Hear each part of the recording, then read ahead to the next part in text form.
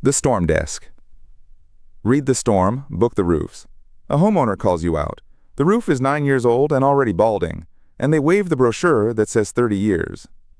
They think the manufacturer owes them a new roof. You climb up, and the story underneath is messier. By the end of this, you'll know why shingles fail early, the 5 causes a warranty reviewer sorts for, and how to document a roof so a real defect stands apart. Most of these claims die before anyone looks at the shingle. They die in the records. Start by killing the myth on the brochure. A shingle warranty is not a promise the roof lasts 30 years. It's a written promise the product is free of manufacturing defects, a flaw in the product itself, paid on the actual warranty document, not the sales sheet.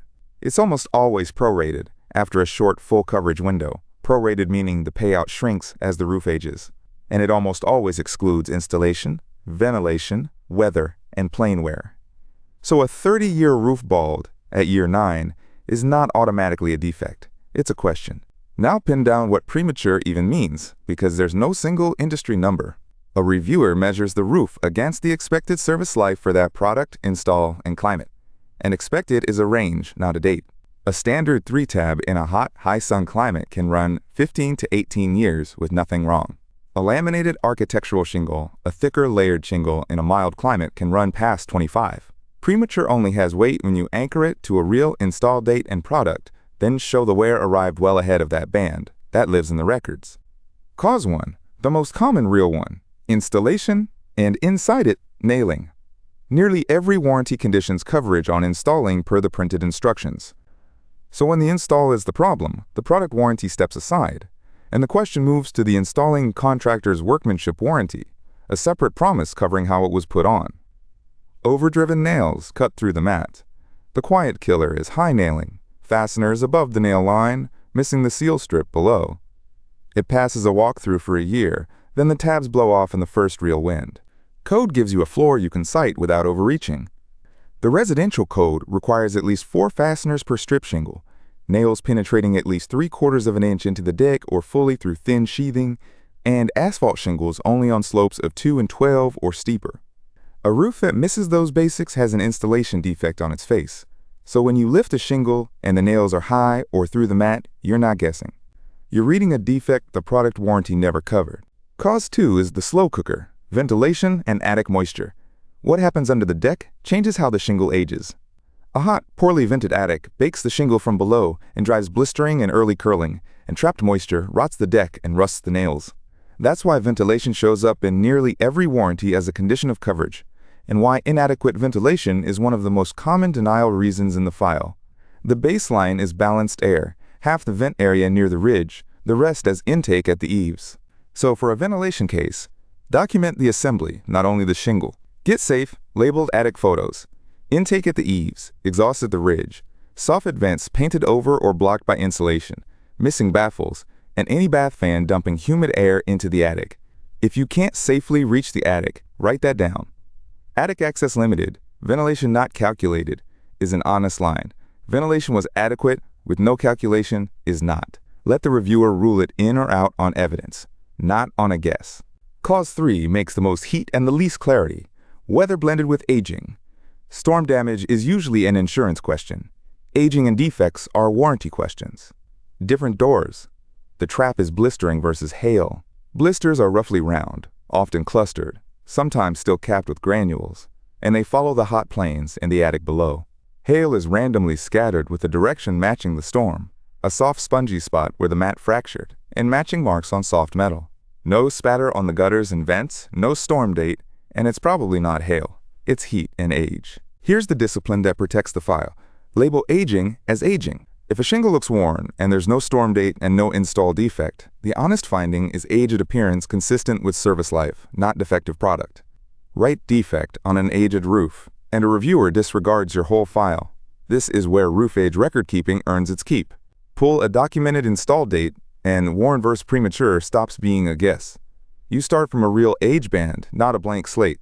Cause 4, the rarest, is a true manufacturing defect, and that rarity is why the records matter. A real defect appears regardless of slope, exposure, and foot traffic. If the granule loss or cracking is uniform across the shaded and the baked planes, the walked and the untouched, you're looking at something that came with the product. If it concentrates on one hot slope or one walked path, it's context-driven and the warranty excludes it. Thermal splitting, a clean tear through the shingle, sits right on that line. Whether it's covered turns entirely on the documentation. Now read what the warranty actually promises. The document, not the brochure. Limited warranties cover defects and almost always run prorated after a short full coverage window, often the first 10 to 20 years on premium tiers and far shorter on basic ones. After that, the payout is depreciated material value by elapsed term, so two identical defects can pay wildly apart, one inside the window, one a few years later. Basic warranties replace material, not labor or tear-off, and many enhanced ones die at a registration deadline, 30 to 60 days after install. Cause 5 isn't a roof condition at all. It's the records, and it decides most claims. A roof can have a genuine defect and still lose because nobody can prove what was installed, when, by whom, and whether it was registered. The burden is on the claimant. The gaps are predictable. Installer out of business. Product and lot nowhere in writing. Registration never done, quietly voiding the enhanced coverage the homeowner thinks they have. The attic never documented, so ventilation gets assumed against you. Anyone turns a winnable claim into a denial. So document in layers and keep 2 columns apart. Shoot wide ground shots of all 4 elevations, then each full roof plane, then the condition up close with a slope and feature label. For any storm claim, the soft metal evidence on gutters, vents, and flashing separates real hail from blistering. Then separate observed from interpreted. Missing shingles is an observation. Wind is a possible cause. Fuse the 2, and it reads as advocacy. Reviewers discount advocacy. 2 hard lines before you knock anything. Stay off a storm-damaged roof to prove hail. Falls from roofs and ladders are a leading cause of construction deaths, so ground and soft metal evidence come first. Then a qualified, insured pro climbs. And don't promise the outcome. The manufacturer has to pay, or insurance will cover this, are not yours to say.